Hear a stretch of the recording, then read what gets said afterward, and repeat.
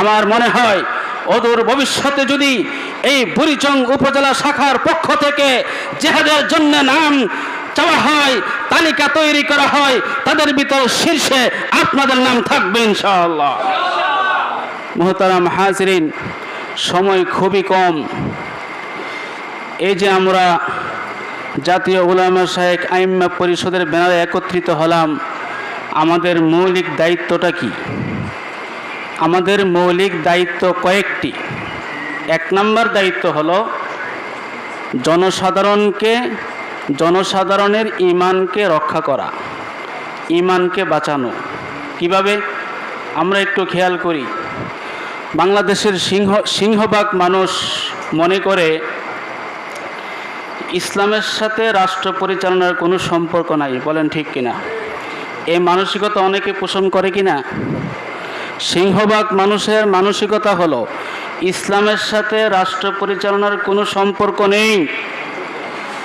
আচ্ছা বলেন, যদি কোনো ব্যক্তি বলে নবীজি সাল্লাল্লাহু আলাইহি সাল্লাম মদিনায় গিয়ে ইসলামী রাষ্ট্র গঠন করেন নাই, কোরআন সুন্নাহ মতে রাষ্ট্র পরিচালনা করেন নাই, এই কথা যদি কোনো মুসলমান বলে, সে কি মুসলমান থাকতে পারে? বলেন, থাকতে পারে? মুসলমান থাকতে পারে না। বিশ্বনবী রাহমাতুল্লিল আলামিন মদিনায় গিয়ে লিখিত কিছু সংবিধানের মাধ্যমে, যাকে বলা হয় মদিনা সনদ, ইতিপূর্বে কোনো রাজা বাদশাদের কাছে এরকম লিখিত কোনো আইন কানুন ছিল না।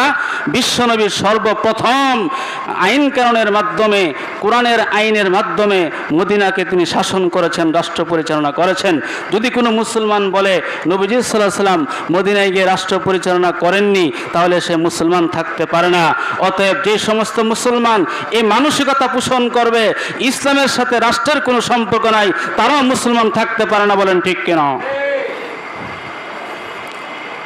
এক লোক 100 রাকাত নামাজ পড়েছে, 100 রাকাত নফল নামাজ পড়েছে, কিন্তু তার ওযু ছিল না। কয় রাকাতের সওয়াব পাবে? 1 রাকাতের সওয়াব নাই। আরেক ব্যক্তি 100 রাকাত নামাজ পড়েছে ওযুর সাথে, কিন্তু তার ঈমান নাই, সে কয় রাকাতের সওয়াব পাবে? সেও 1 রাকাতের সওয়াব পাবে না, কোনো সওয়াবই সে পাবে না। ঠিক যে সমস্ত মুসলমান এই আকীদা পোষণ করবে ইসলামের সাথে রাষ্ট্রের কোনো সম্পর্ক নেই, ইসলামের সাথে রাষ্ট্র পরিচালনার কোনো সম্পর্ক নেই, ঠিক তার নামাজ, তার রোজা, তার হজ, তার যাকাত কিছুই কাজে আসবে না। বলেন ঠিক কিনা? আমাদের প্রধান দায়িত্ব জনসাধারণের ঈমানকে রক্ষা করা, তাদের ঈমানকে মজবুত করা।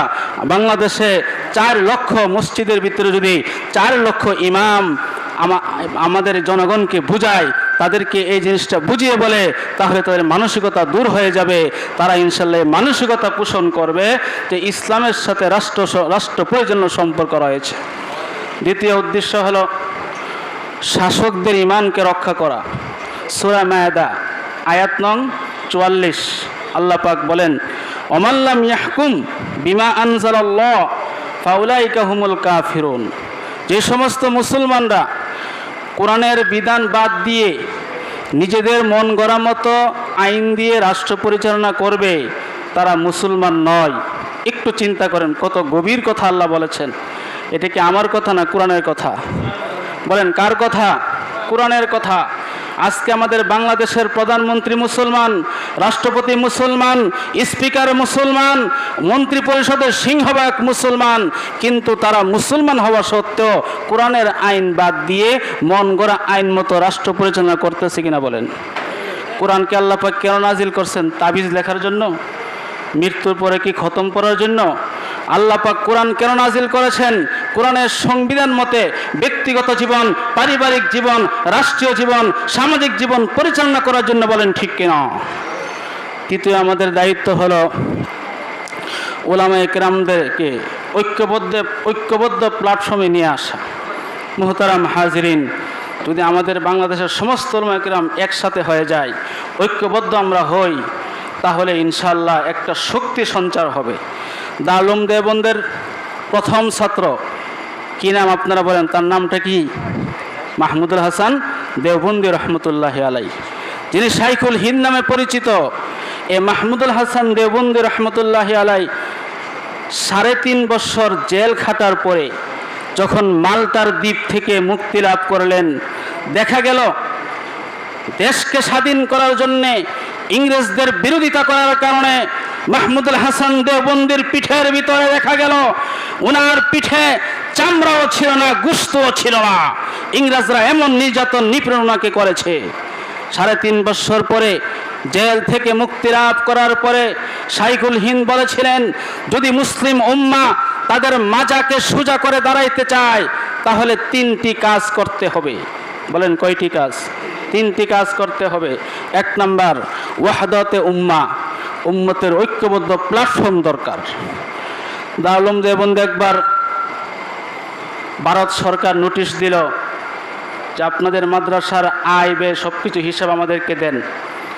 এইভাবে বিক্ষিপ্তভাবে মাদ্রাসা পরিচালনা করা যাবে না। এই সমস্ত মাদ্রাসাগুলো পরিচালিত হবে আমাদের সরকারি কিছু আইনের ভিত্তিতে। এই নোটিশ দেওয়ার পরে দারুল উলুম দেওবন্দের মুহতামিম সাহেব সর্বদলীয় ভারতীয় কনফারেন্স নামে একটা পরামর্শ সভা ডাকলেন। সেখানে কারা কারা যোগ দিয়েছে? বেরলভির সদস্য, তারপরে নিজামুদ্দিন আউলিয়ার মাজারের মুতাওয়াল্লি, তারপরে শিয়ার নেতা, সুন্নিদের নেতা, আহলে হাদিস, জামাতে ইসলাম, সকলে ঐক্যবদ্ধ হয়ে গেছে। সকলে এসে বক্তব্য দিল। বেরলভির পক্ষ থেকে বক্তব্য দেওয়া হলো, দারুল উলুম দেওবন্দের সাথে আমাদের কিছু কিছু ক্ষেত্রে ইখতিলাফ আছে, কিন্তু সরকার যদি এই মাদ্রাসার উপর হাত দেয় তাহলে সর্বপ্রথম প্রতিবাদী কণ্ঠস্বর আমাদের বেরলভিদের পক্ষ থেকে উচ্চারিত হবে। নিজামুদ্দিন আউলিয়ার মাজারের মুতাওয়াল্লি বলল, দেওবন্দের সাথে আমাদের ইখতিলাফ থাকতে পারে, ছোটোখাটো ইখতিলাফ থাকতে পারে, কিন্তু মাদ্রাসার উপর হাত দিলে সেই কালো হাতকে ভেঙে দিতে আমরা দ্বিধা করব না।